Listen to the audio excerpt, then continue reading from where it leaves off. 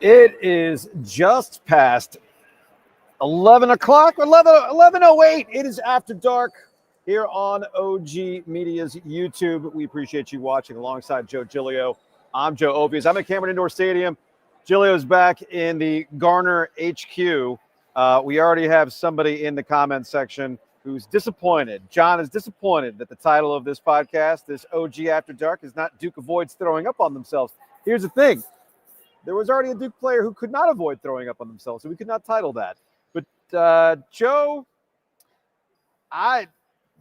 you know what my immediate takeaway watching this thing unfold tonight? You want to know what my immediate takeaway was? Yes. Duke ain't looking like a monster right now. There's context here. We talked about this today on the main podcast. Wake Forest was good for Duke. They were challenged on the road. Wake came out that second half, put them in a position. They had to mix things up, find a different kind of way to win. They went to a zone, which they don't practice. We played the clips. Everybody had a good laugh. That defense leads to offense. The rest is history. Nice win. They get challenged. This was not that today. This was not one of those, this was good for Duke. This one's one of those red flag situations. And it's one thing for NC State to go through their bad shooting slumps because that's just what they've been all year long. And I get that Duke is not this offensive juggernaut, but typically that defense will lead to something. Didn't lead to much today. Duke did get out to a 12-0 run to start the second half. NC State went, 6.5 minutes without scoring a point? And I thought the game was going to be a wrap from there. It wasn't. They let State hang around. State was not folding, man. I was impressed by the way NC State hung around, all things considered. So I'm kind of leaving this one going, if they're going to be a monster, they haven't shown it quite yet. I think people get confused about my interpretation of what Cooper Flagg is, and then they conflate it with what Duke is. A monster is more than one player. You saw Cooper Flagg dominate in the second half of this basketball game. Let's be honest here, with the assist of the officials.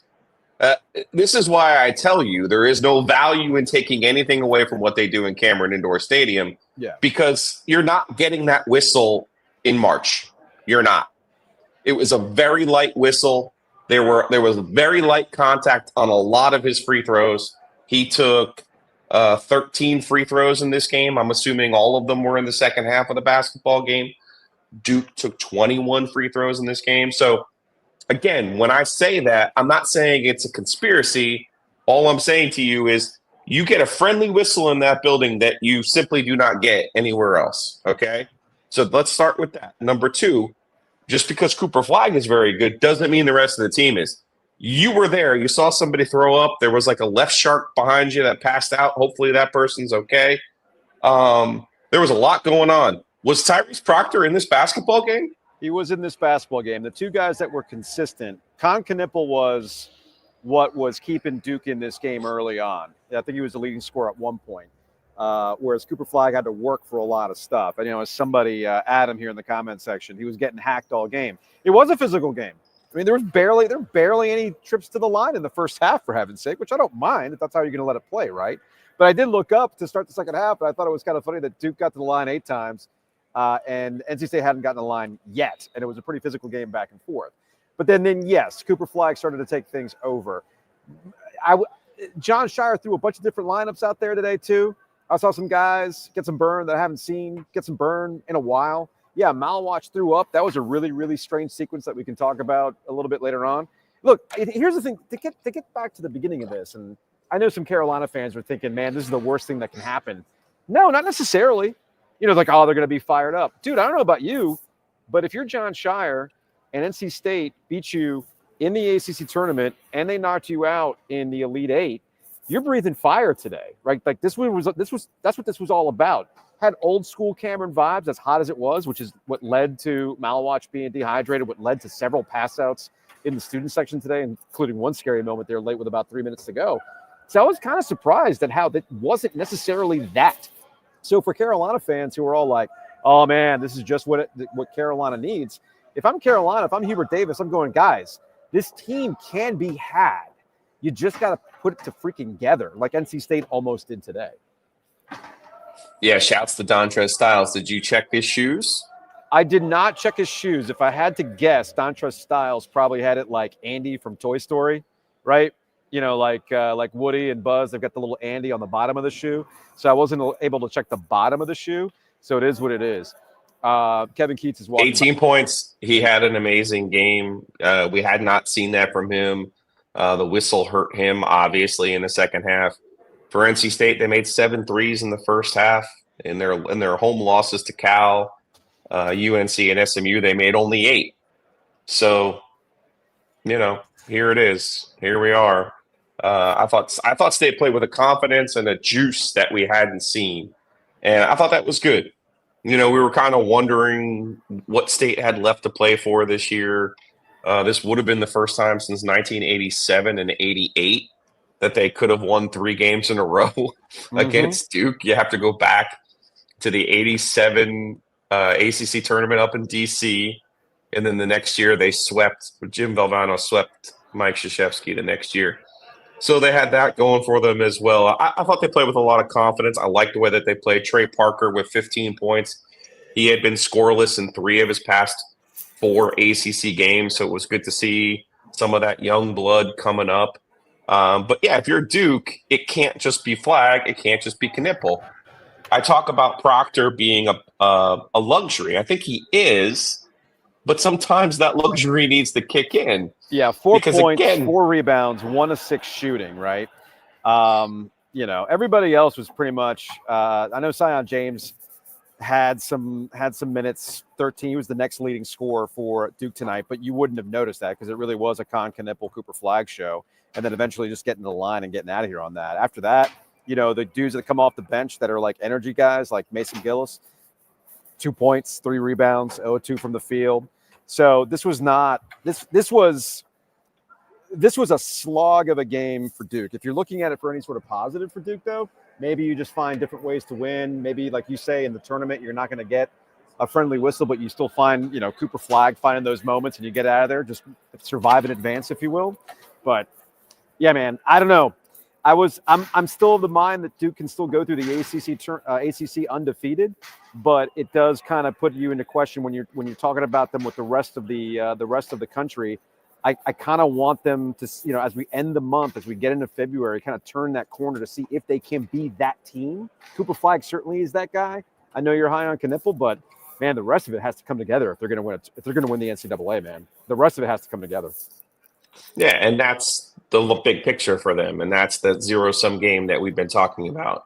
It's not enough that Cooper Flagg is having an outstanding freshman season. It's not enough that they've won now 14 games in a row. It's a larger race that you're running, and this type of effort is not going to be good enough to win the national championship. It's not. No. According to everyone who listens to our program, NC State's a terrible basketball team. I thought that was weird.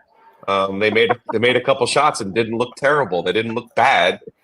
They look like a normal team. This reminded me of the Carolina Panthers game against either the Chiefs or the Eagles. Yeah. Right? Yeah. I would hammer whoever State plays next because they're going to have that rec league basketball bounce the next time they play.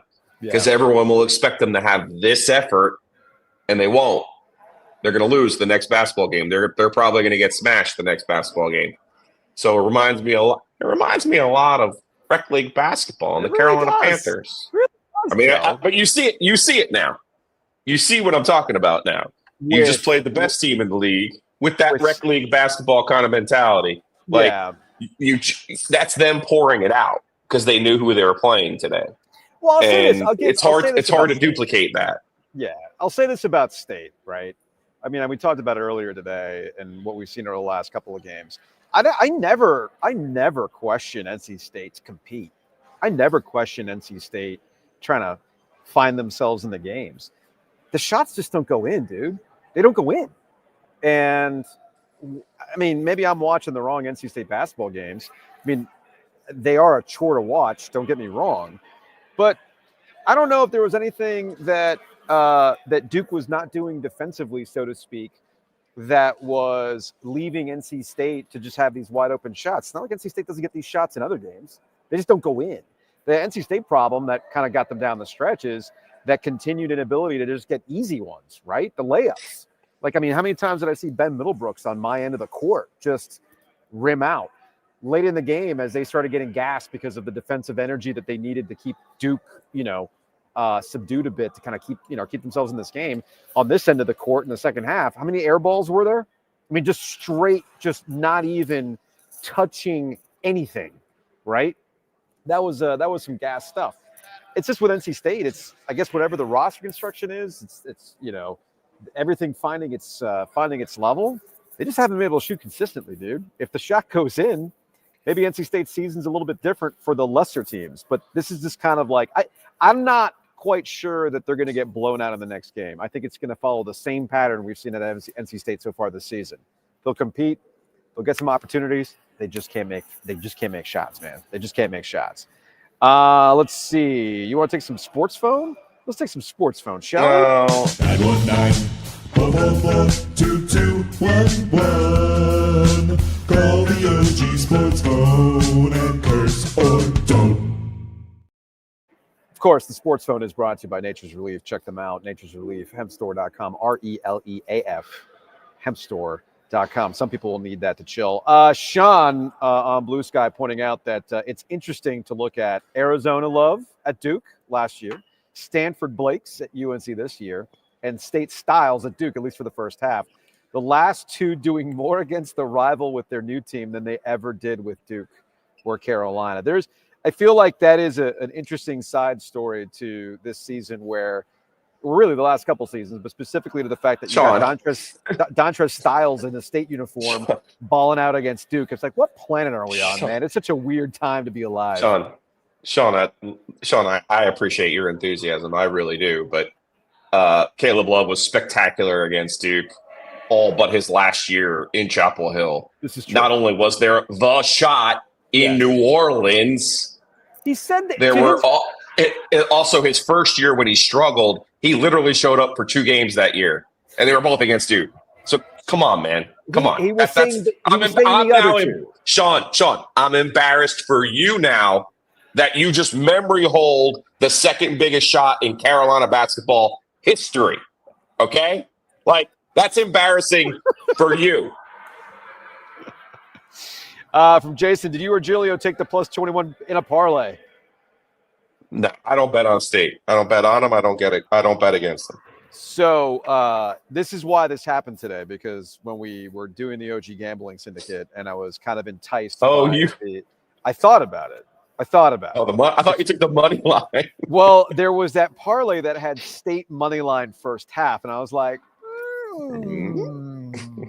I should do this. But I didn't, which is the reason why it happened. That's why it happened, because I did not do anything with it. All right, I'm just taking these cold off the Google voice. So let's see what we got here. I got to give you guys some credit. At least you're fucking consistent. Duke wins the game. They pull it out. And you give them absolutely no fucking credit whatsoever. I'm sitting here watching After Dark, and it's, NC State did this, and Duke isn't that good, and they can be had, and, this is a red flag, and bullshit. And Duke gets no credit for wins at home, and more bullshit. What the fuck, guys? I'm 53. I've listened to North Carolina media my whole life, and I get it. They always slurp the Tar Heels, and they always slurp the Wolfpack, and it's, by the way, Duke. Really? Try to at least act like you're semi-professional. At least give Duke some fucking credit. Jesus Christ, man. Fuck you. Go Duke. Here's the thing. That's against the guy, James, who's apparently a WFNZ legendary caller. I get the shtick works on Sports Talk Radio, but this is not Sports Talk Radio. You don't have to watch the podcast. You don't have to listen to the After Dark. If you had the takeaway, let's take the Duke bullshit glasses off. Now I'm pissed. Giulio was pissed last week. Now I'm going to be pissed. If your takeaway from this game, if you're a Duke fan, isn't, hey man, what the fuck? Then what the fuck are you watching? That's what I'd like to know. What are you watching? What did you see today against an NC State team that you should have blown out of the fucking water makes you think that that's something that you go, hey, man, great job, Duke. Great fucking job. Pat on the head. Like, what is this? What is this? Like, either you're about it or you're not. And there was so much here for Duke to be about it. And that's what I want to see out of Duke. That's what we judge Duke on. In the same way we judge Carolina on a lot of different things too, which they're clearly not that. And we've talked about that. State is having a fucking shit year, man. And this is what you do? I mean, I'm going to put the dude on the moratorium because honestly, if that's the shtick that he's going to keep going with, I ain't got no fucking time for it anymore. The main thing I learned tonight is that if I have a medical emergency, I don't want to have it in Cameron Indoor. Because all they have is 100 little towels, and then if I pass out, they're just going to throw me on my shoulder and drag me out.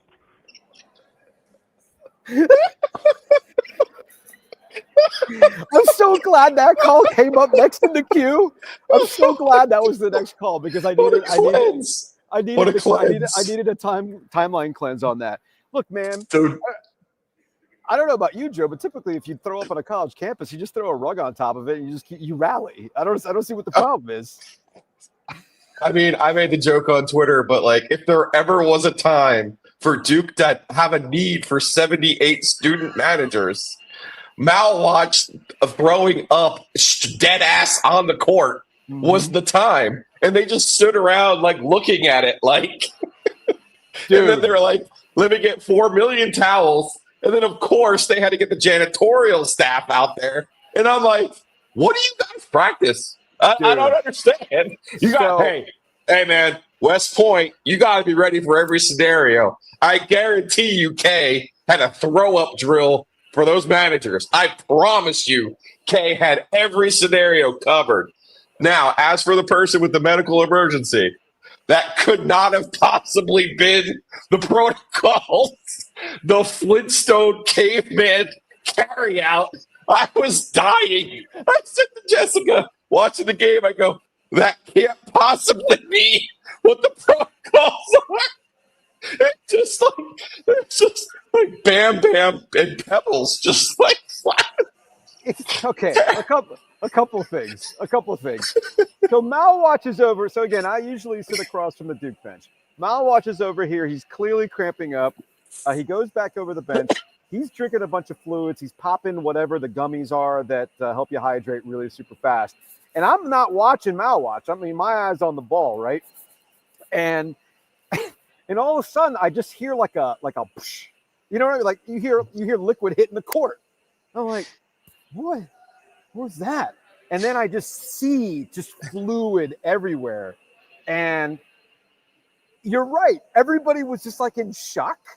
They just sat there and they watched as Mal watched. I mean, I think they were worried about Mal watch, obviously, but like, let's get him going. And then they were all just kind of sitting there looking at this. And I thought to myself, not that Coach K wouldn't have had this stuff prepared. My thought was, man, y'all never had kids, have you? Like, you all youngins need to freaking learn. That was my thought. My thought was like, oh, guys, no. You are not prepared to be a parent because you either just, I mean, you got to be quick with it. You got to wrap before it starts to spread. I mean, like there's sport. That was my immediate thought, right? And then as far as the, getting the medical attention, there was game action happening in front of us, and I think that's what the delay was. But to the credit to the students, they were all screaming at the staff to like stop the game, get somebody over here. And then I mean, she was just, I think she's okay now, but man. But of course, I see all that puke, and my first thought is, because we've been here forever, it was, oh, they do say Duke is puke and Wake is fake. Y'all know the rest. All right, let's see. Let's go to the next one here. Hey, boys. Just got finished watching the State Duke game. On a bit of a different take than I've had for most of the season. I am extremely proud of everything those boys left on the floor. They made a number 2 Cooper Flagg Duke team work for every single basket they got tonight. And that's just completely separate from the problems that I have with Coach Keith's game management, rotation, late game situations. And right there at the end, you could see they had no answer for the zone. There was a little bit of inside, but miscommunication. And something I did notice tonight, every time Ben Middlebrooks was on the floor, the offense was completely unorganized. I don't know if there's a theme to that, or what you guys might have to contribute to that idea. That's just something that I noticed. Some guys really showed out tonight. It was a lot of fun to watch, even though they lost in the end. It sucks to lose. And no moral victories. I'm still not a big Keats fan, but I've watched a couple games. I went to the Carolina game. These boys work hard all the time. And working hard doesn't always win games, but it sure helps when you are playing a team like Duke and you make them work and you make them earn that win. That's a good feeling. So there was a comment in the YouTube comment section that I need to pull up here. That's kind of because I had the same attitude when I've watched NC State so far this season. It's not like they don't try. It's not like there's not effort there. To your point, this is not 22, right? Where they're just getting blown out. Brent pointing out on YouTube, if State shoots like they normally do, Duke wins by 20. The State made more threes tonight than they had the last 4 games combined. And I don't want to oversimplify NC State's season like I've already done, but I keep coming back to that real simple point. You got to make shots, man. And this team just has not been able to consistently make shots. And it's not just threes. Everybody's wrapped up in the three-pointers. You can go back to the Carolina game, right, which dunk the ball. Like, just dunk it, right? They can't even do that. Like, watching NC State offensively is a real tough watch. So when you combine that with the fact that they don't have the talent, because, I mean, Duke has gone through this a couple times, too, where they can be pretty difficult to watch offensively, but Cooper Flagg is going to break out and do something like we saw tonight, right? Or Con Knippel is going to hit a 3 like we saw tonight. That's clearly the difference, which is interesting because when they go up against Carolina on Saturday, it's not like Carolina doesn't have guys that can't make shots. Of course, the issue with Carolina is that this kind of defensive effort that I saw at NC State, I haven't seen consistently out of North Carolina. Obviously, there's a size factor too, which I know a lot of people are already obsessing about that. Yeah, I thought Styles did a really good job on Flagg and without much help defensively for NC State. I liked how athletic State was tonight. I think Trey Parker adds a lot to that equation. You know, Middlebrooks is going to give you what he's going to give you. Marcus Hill struggled a little bit in this game. You know, no shame there. Duke's one of the best defensive teams in the country. So, You know, that's a real thing. You know, the zone, he went back to the zone a little bit. I thought it was fine, but I didn't think I thought Kevin had them prepared for it in the sense that anytime anyone plays zone, you know, I covered Roy Williams. I got my honorary zone degree.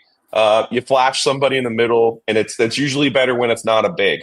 It's usually better when you put a guard in the middle who can dump to the big. Saw some of that, but you know, you got Duke defensively. You know, I think that's where a James, that's where a Gillis, that's where a little bit more of that athleticism, strength, older players comes in.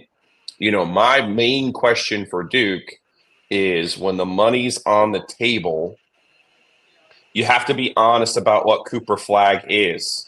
If he was a baseball player, you wouldn't give him a plus grade as a shooter, right? Yeah. I mean, that's not who he is, okay? Let me put it is so you can be a scorer without being a shooter. I still don't think that's his primary talent, though, even with the points that he scored in the second half. A lot of that was aided by what I would consider a very, very friendly whistle in the second half of this basketball game. First half, Styles, he primarily defends him. He had 5 points. Styles gets in foul trouble. That's when you see him have the success that he had, and a lot of it was at the free throw line. He's not a scorer. He's not a shooter. He's not a pure shooter. That's not his talent right now. Doesn't mean he can't improve on it, but he's not a guy who's going to come down and just dot you. That's not who he is. So who is, though? Knippel is a scorer. Knippel is a shooter. That's where the other pieces have to come into play. That's where Proctor comes into play, which he did against Wake Forest in full fairness. Yeah. Duke's trailing in that game in Winston-Salem. They need a bucket. Proctor stepped up. And that's what I'm talking about. When you're trying to elevate, you don't just get to the tournament and flip a switch. I hear you, Keats detractors, but that's not how it works. Like, ask Mike Krzyzewski about any of his teams that won the national championship, And he will tell you, hey, man, Brian Zubek in January started coming on and understanding what his role was. And as a team, we kept building and building and building as it went along. So you can't just flip a switch and hope and pray that something happens in March and April. You're on a different path. Again, this is a zero-sum game that Duke is playing. I don't like it for them. But that's where they are. I'll tell you what. I'm going to use Mike and his YouTube comment to make a point. I'm going to go full Bill Simmons on your ass. So all the ACC basketball teams are ACC good. So let's talk Canes at MSG. Actually, what was this? That's tomorrow, though, right? Yeah. Anyway,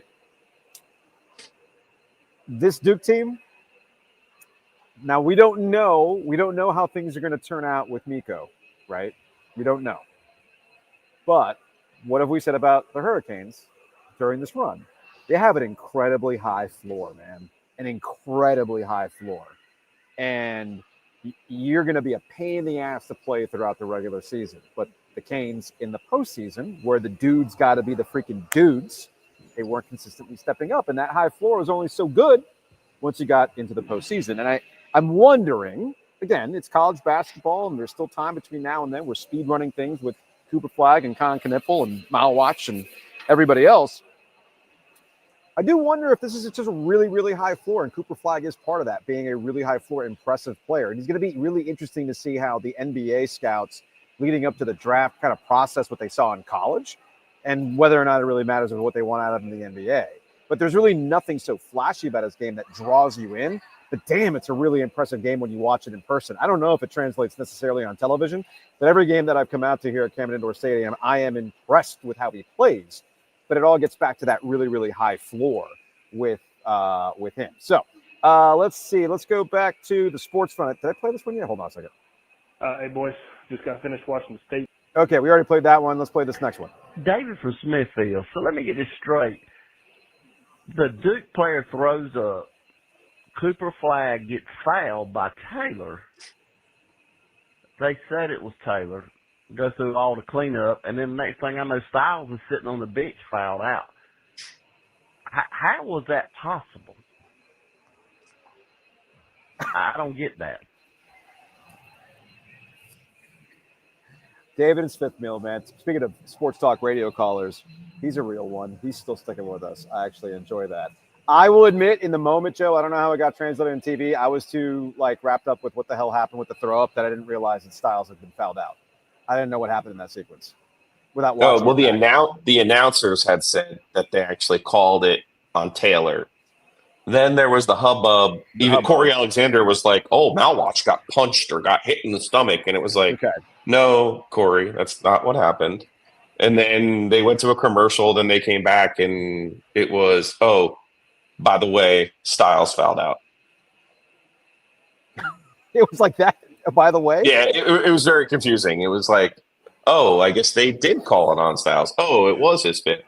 I mean, the officiating was what the officiating was. The game was what it was. They kept showing the parents on TV. The parents want the fouls. John wants the fouls. The bench wants the fouls. That's everywhere you go. That's everywhere you go. Yeah, that's everywhere. But I don't think it served them well. I don't think tonight served anyone over there well, other than winning.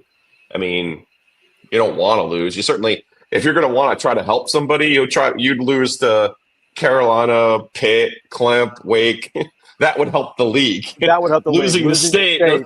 That doesn't do you any good. And that's kind of in our season long, like, hey, Joe and Joe, what was the difference between Dean Smith, Roy Williams, and Mike Krzyzewski? Dean and Roy would lose a game. Like, you've heard of a purpose pitch in baseball? Dean and Roy, they had purpose losses. Dude, you know how many times Mike would fight you grim death to beat you. Like, he didn't care. Like, I'll teach these motherfuckers in practice. I don't need to lose. I don't need that shit that goes on my record, not theirs. Like, he would fight you grim death. He was not let me let them lose this one and let them learn from it kind of guy. That was not Mike Krzyzewski, or Dude, not you know at how many- all. I've seen. Hell, I remember. You know how many times Roy would just sit there with his arms crossed with the classic, "Y'all got yourself into this shit. You can get yourself out of it." Plenty of times. Including the was- Final Four against Kansas. Right. Kay wasn't even here tonight. That's how little he respects NC State. He wasn't even in the house tonight. All right, we got another sports phone call. NC State pulling shots out your ass in the first half. You got man thrown up on the court. You got a fan passing out in the stands. State, you thought you had us right where you, right where you wanted Duke. Congratulations on the great effort, State. Way to go. Take that L and go home with pride. Go Duke! Oh yeah, that was my guy James again. Again, I'm just taking these cold. I don't even know where these are coming from. So without the home setup, with the home base setup, I just go into these things cold. So there you go. All right. I think that's it. I think we're done. We got a full show tomorrow, and I got carpool. So hey man, like I'm a grizzled vet that saw throw up on the court and was like, yeah, cool. You know the kind of shit I've cleaned up in my lifetime, Joe?